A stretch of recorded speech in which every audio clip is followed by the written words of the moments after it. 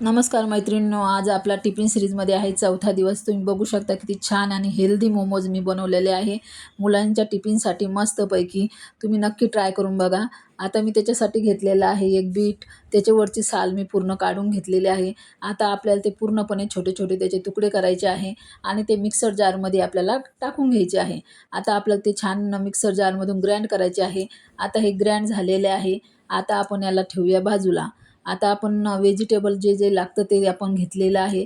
आता ते छोटे छोटे व्हेजिटेबलचे तुकडे करायचे आहे। आता मी घेतलेला आहे पत्तागोबी। आता पत्तागोबी आपल्याला छान छोटी छोटी कापून घ्यायची आहे। तुम्ही याला खिसून सुद्धा घेऊ शकता। मी जाड जाड कापून घेत आहे कारण मला हे ग्राइंड करायचे आहे मिक्सर जारमध्ये, त्याच्यामुळं मी हे छोटे छोटे थोडे मोठाले तुकडे असे कापून घेतलेले आहे। आता मी ही शिमला मिरची पण घेतलेली आहे, त्याचे पण मी जाडच तुकडे कापणार आहे। असे करून मी त्या पूर्णपणे शिमला मिरची पण कापून घेतलेली आहे। आता मी एक गाजर घेतलं आहे। गाजर एवढं बारीक होणार नाही मिक्सर जारमध्ये, थोडंसं मी त्याला खिसणीनं खिसून घेत आहे, जेणेकरून मिक्सर जारमध्ये ते लवकर बारीक होऊन जाईल। आता तुम्ही बघू शकता मी एक हिरवी मिरची, एक कांदासुद्धा कापून घेतलेला आहे। आता हे पूर्णपणे मटेरियल आपल्याला मिक्सर जारमध्ये टाकून घ्यायचं आहे। प्रथम मी घातलेला आहे पत्तागोबी, त्याच्यानंतर मी घालणार आहे याच्यामध्ये पत्तागोबी झाल्यानंतर मी त्याच्यामध्ये घालणार आहे हिरवी मिरची, कांदा। आता कांदा तुमच्या गरजेनुसार टाका तुम्ही। आता मी घातलेलं आहे गाजर, शिमला मिरची। आता आपण त्याला पूर्णपणे आपल्याला पिसून घ्यायचं आहे। आता तुम्ही बघू शकता एकदम हेल्दी नाश्ता बनणार आहे हा। मुलांच्या टिफिनला मुलं एवढं खूप आवडीनं खातील हे नाश्ता। तुम्ही बघू शकता ग्रँड झालेला आहे। आता मी एका ट्रेमध्ये याला काढून घेणार आहे। आता मी इकडं पॅन ठेवलेला आहे। आता पॅनमध्ये मी थोडं तेल घातलेलं आहे। आता आपण जे व्हेजिटेबल ट्रेमध्ये ठेवले होते ते पूर्णपणे आपल्याला त्याचं पाणी काढून घ्यायचं आहे। आता मी जे पॅनमध्ये तेल घातलं होतं त्याच्यामध्ये मी व्हेजिटेबल घालून दिलेले आहे। आता ते आपल्याला थोडा वेळ फ्राय करायचे आहे आणि त्याच्यामध्ये 1 चमच तिखट घातलेलं आहे मी, थोडं चवीनुसार। आपल्याला जास्त काही तिखट घालायची गरज नाही आहे त्याच्यामध्ये। मी थोडंसं नमक घातलं आहे, मी अगोदर नमक घातलेलं नव्हतं व्हेजिटेबलमध्ये। आणि त्याच्यामधून मी घातलेलं आहे पनीर। एकदम हेल्दी मोमोज बनवायचे आहे आपल्याला मुलांसाठी। तुम्ही बघू शकता आता मी थंड करायला ठेवलेलं आहे। आता मी पीठ घेतलेलं आहे, मी गव्हाचं पीठ घेतलेलं आहे। मैदा मी बिलकुल यूज केलेलं नाही कारण हे हेल्दी मोमोज बनवत आहे, त्याच्यामुळं मी गव्हाचं पीठ यूज केलेलं आहे।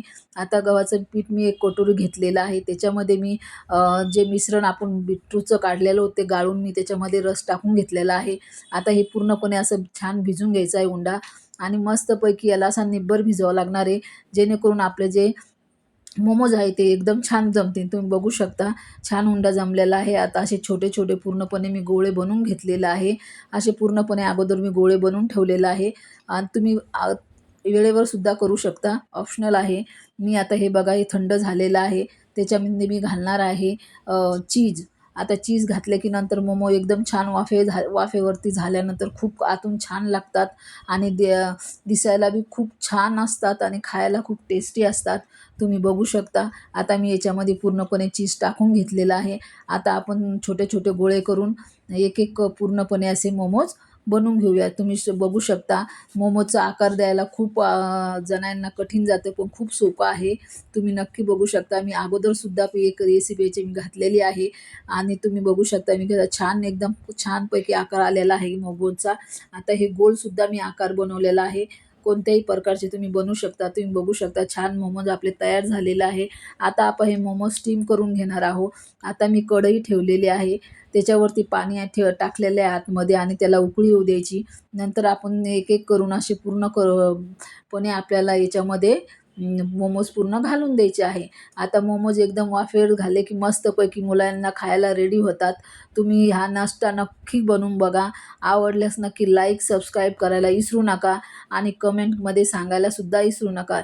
एकदम हेल्दी नाश्ता आहे, मुलांच्या शरीरासाठी खूप छान आहे आणि मैदा बिलकुल यूज केलेला नाही याच्यामध्ये, पूर्ण हेल्दी आहे। त्याच्याकरता तुम्ही हे नक्की ट्राय करून बघा। आता हे पूर्णपणे आपण असे याच्यात मोमोज टाकून घेणार आहोत आणि मोमोज आपल्याला कम से कम 15-20 मिनिटं तरी आपल्याला होऊ द्यावं लागणार आहे। तुम्ही बघू शकता मोमोजचा आकार किती छान आलेला आहे। तुम्हाला आवडले असेल तर नक्की कमेंटमध्ये मला सांगा आणि तुम्ही बघू शकता छान मोमोज मी याच्यामध्ये टाकून घेतलेले आहे। आता आपण याला ठेवून देऊ वाफावरती। आता हे कम से कम 15 मिनिटं तरी आपण याला होऊ देऊया, नंतर आपण बघूया मोमोज कसे बनतात तर। हे बघा टाकून झालेले आहे मोमोज। आता त्याच्यावरतून मी झाकण ठेवणार आहे। आता 15 मिनिटं याला होऊ देऊया। नंतर बघूया. हे बघा किती छान आपले मोमोज झालेले आहे.